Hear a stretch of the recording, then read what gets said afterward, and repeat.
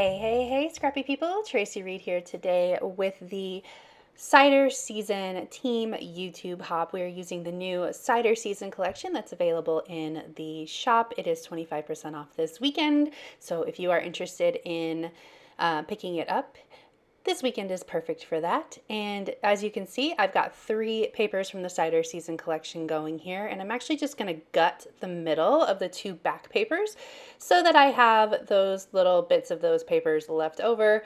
When you print out all of these beautiful papers, you want to have as much of it as possible. So I'm just cutting out the center of these papers so that I can save those bits and pieces.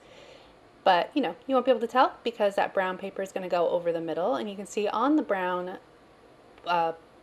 buffalo plaid, that was the word I was looking for. On the brown buffalo plaid paper, I have printed it so that it has that beautiful mixed media patterned little blob in 2 places. Most of that will get covered up, so you won't be able to see that it's the same thing in both places, and you won't be able to see that it's like 2 different ones. It'll just look like a beautiful patterned mixed media bit in the background once I have the main composition put over it. I am roughing up the edges of both the green and the brown paper just for some added texture to this page. I'm using my fingernail to lift the brown paper since it was a little bit more stuck than the green paper was. I went with my adhesive a little close to the edge, and now I'm using the distressing tool to distress the edges a little bit, but I didn't need too much distressing. I didn't want it to be crazy distressed. Now I have these 2 cut files, these 2 pumpkin cut files that I actually created from veneer pieces in the digital kit, and I have put the tutorial on how to do that in both Photoshop and in Silhouette Studio on the end of this video. I've been putting any digital tutorials at the end of my process video so they don't like interrupt the video. So if you're interested in that, there is a timestamp at the bottom and like in the description box for this for this video, or you could just watch to the end and then you will find the tutorial there. There's also a blog post linked in the description box for the tutorial for like a more step-by-step process. I am using the pattern cards from the collection to mat these photos that I printed at, I think they're 5 by 3.5, and I am just giving a little bit more color to the page with some of these patterned cards and adding a little bit more blue as well, since the majority of this layout is oranges, browns, greens, yellows. I wanted to add a little bit more blue in because there will be some blue in the embellishments that I use. I'll go ahead and stick these down, and then I will nest the pumpkins in between the photos, and that will be the base of the composition done, and then I can decorate on top of it. So I just want to put this, the photos aren't going to be completely centered, but the composition will be.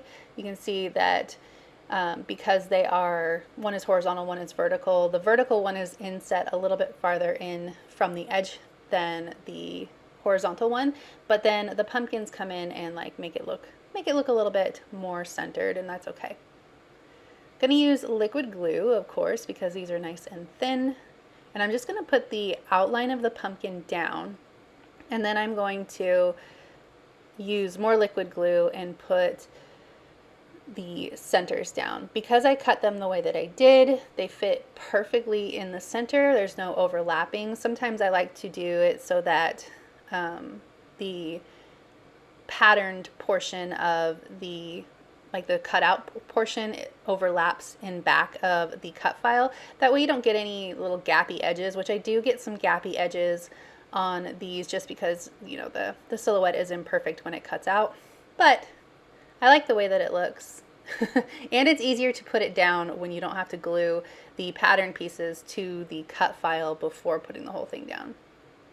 So I'm just going to stick these right in the center.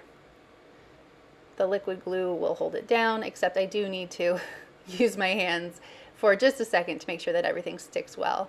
Now you can see how these are covering up a lot of the mixed media in the background like I talked about. It's just kind of peeking out of the edges, and it gives it a nice pop of orange right in the middle. which the browns and the greens and the yellows from the papers that I use sort of look very analogous to each other. So I love this pop of orange in the center to give it some more color, especially since the colors in the photos are so bright with the yellow and the red and the orange pumpkin. I just like to make sure that we have complementary, contrast and brightness and color going on here. Now I've gone through my stickers and the journal bits from the collection. I decided that I have a lot of room being taken up by the pumpkin, so I didn't want to add any journaling to this page. Besides, it's pretty self-explanatory. It's a pumpkin patch. So I just pulled out that one pumpkin season word bit from the journal bits, and I'm using the majority of the sticker set instead. I want to add a few florals in here. And then I pulled out some pumpkins and that cute pumpkin wheelbarrow, but with the pumpkins being such a big portion of this page, I didn't think I needed any more pumpkins, and there really wasn't any room for like the wheelbarrow or the banner. But I did pull out that cute little wood chip with the heart in the center, and then the Hey There pumpkin is from the digital kit. It's one of the titles in the digital kit, so I went ahead and cut that out before starting this page. The rest of these are stickers though. And now I'm going to go ahead and start sticking things down. I'm going to create 3 clusters just like I always do, and they're going to sort of anchor the edges of both of these pumpkins in 3 different places. That way it brings the composition together and stops looking less like a grid layout, even though those pumpkins are not squares obviously or hard edged. It does look like a grid so far, and so I want to break up that grid a little bit and add some more flowy bits and pieces here with these flowers. Decided to go ahead and put this title down so that I can build that other flower around it. Wanted to sort of frame him down there in that photo. Cute. And I need to put down that Hey There as well, and I'm going to put this wood chip behind the pumpkin. All right, perfect. Now I can put the Hey There down, and it's going to say Hey There pumpkin, of course. So cute. He's so little in this. This was 2017, she's 7 years ago, which means he was 6 years old, and I cannot believe how little he is. Oh no, we're stuck. I'm loving going back and scrapbooking some of these older photos. It's so nostalgic, isn't it, to go back in time and see these babies again. That Fall Vibes is from the digital kit, and then I have shrunk down some of the alphabet from one of the alphabets from the digital kit as well to add 2017. Was it 2017 or 2018? I think it's 2017. 2017 to the layout with the alphabet. I love how the bottom cluster composition is nice and horizontal, sort of mimicking the title and giving the whole composition a resting place, that center composition a resting place. Now these leaves are also from the digital kit. These are wood veneer leaves that I made a lot smaller, so they're just outlines and you can't really tell that they're wood veneer. I mean, they're brown, but I wanted to sort of double up the felt leaves from the digital kit and these veneer leaves from the digital kit and sort of create like an offset outline for these. I just thought it was a fun layering technique to have them both together and just add a little bit more visual interest to the page. So I'm going to put one there, and then I'll put one over here by this Fall Vibes. I'm going to go ahead and stick the veneer to the felt leaf before I try and stick this down, because it was really hard to get the glue on the on the really skinny leaf, so it's easier if they're stuck together first. And then one more, I'm going to do the yellow leaves up there on the top by the title. Stick these together again. Ugh. So hard to work with these tiny skinny leaves. Worth it though. I like the way that they look, but man, you gotta be real careful with these delicate leaves. I couldn't get them stuck together to go down as one piece because they were just too, this one especially was just too skinny with the skinniness of the yellow leaf too. Now I have these sort of felt puffy hearts from the digital kit as well. I'm going to pop them up on pop dots just for fun. Have them float away from the page a little bit. Again, just finishing off these clusters with a different shape, a non-fallish shape, just to vary the way that this looks, and so not everything is fall. Hearts are always a good idea. Then I'm going to add the little hearts from the Journal Bits sticker pack as well, sort of like confetti. And then once those are down, this whole page is done. So if you enjoyed this video, I'd love it if you give it a thumbs up. If you're new here, go ahead and subscribe. I would love to have you. If you don't already, you can follow me over on Instagram. I'm at Traci and Reed. I'd love to see you over there as well. There are links in the description box below to all of the other hop participants if you'd like to see more inspiration with this collection, or the blog post for the YouTube hop as well is linked down there. There's lots of great inspiration, so I highly suggest checking it out. And then I'm going to show you the still images of this layout, and then the tutorial will start after that. So I will see you next time. Thank you.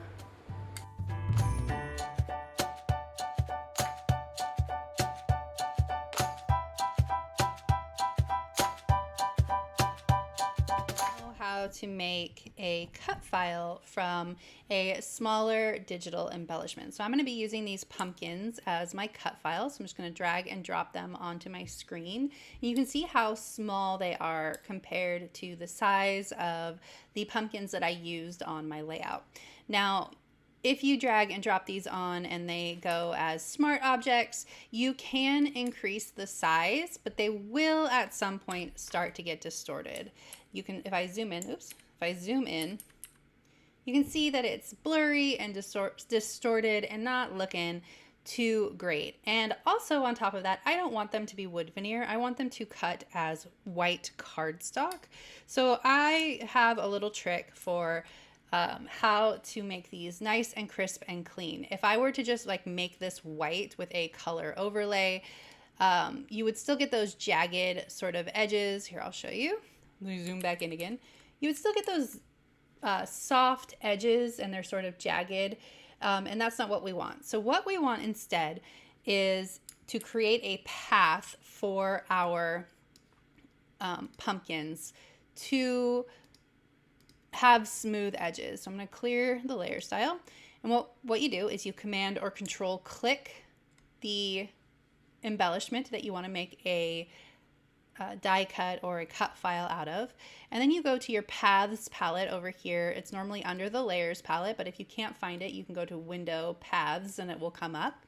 And then down here on the paths palette, you can create a path from the selection. It says make work path from selection, and that is what we want to do. So I'm going to go ahead and click it, and if I turn off the pumpkin layer and zoom in, you can see I now have a smooth path created from that pumpkin layer.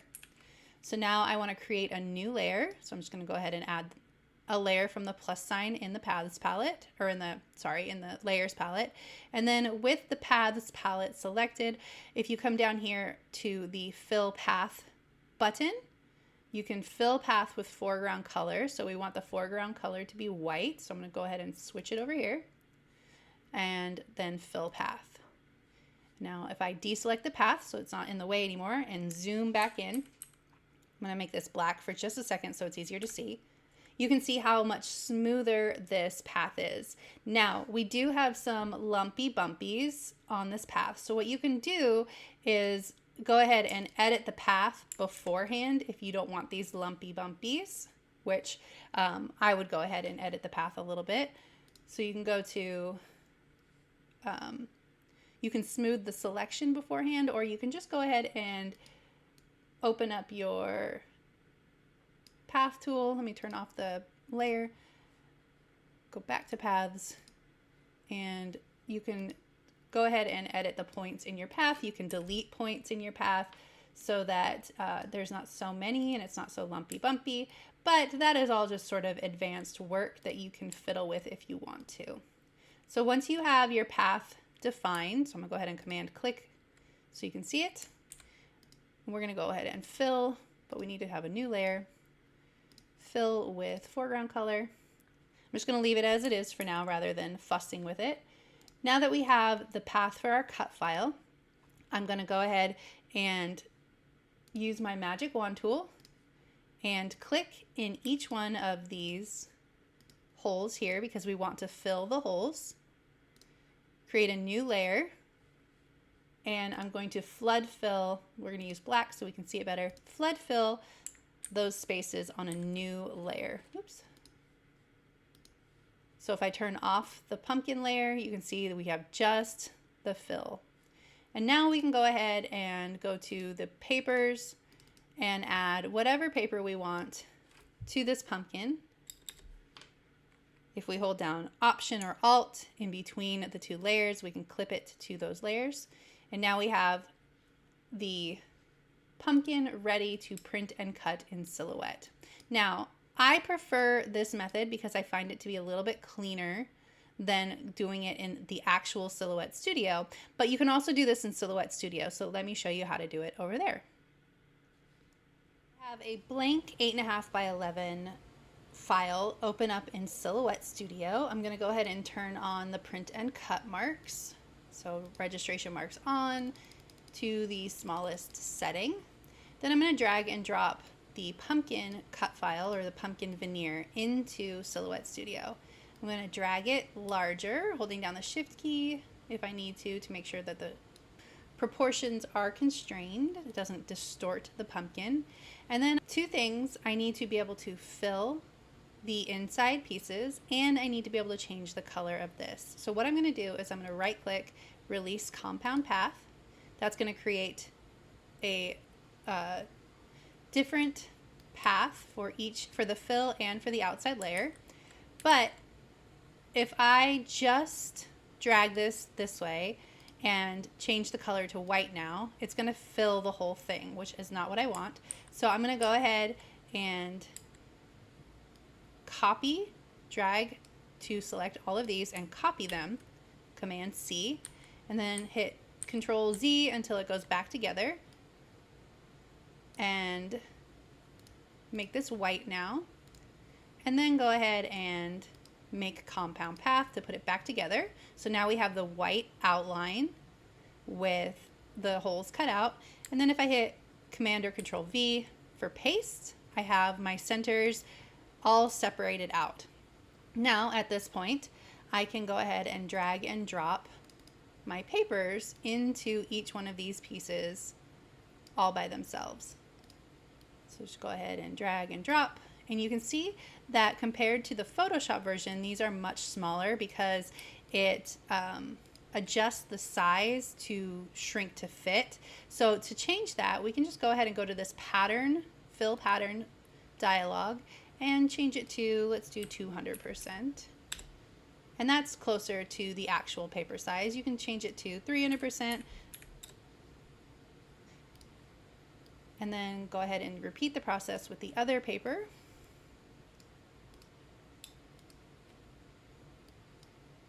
And now I have this ready to print and cut in Silhouette. We have the white outline and each of the fill. Now I just repeat the process with the other pumpkin as well. So I hope that was helpful to you. There are so many tips and tricks that you can do with digital files that just is harder or not quite as possible with just working in paper. I really want everyone to maximize their digital repertoire and really get into all of the different ways that we can use our tools to create some beautiful work. I will see you next time. Thank you.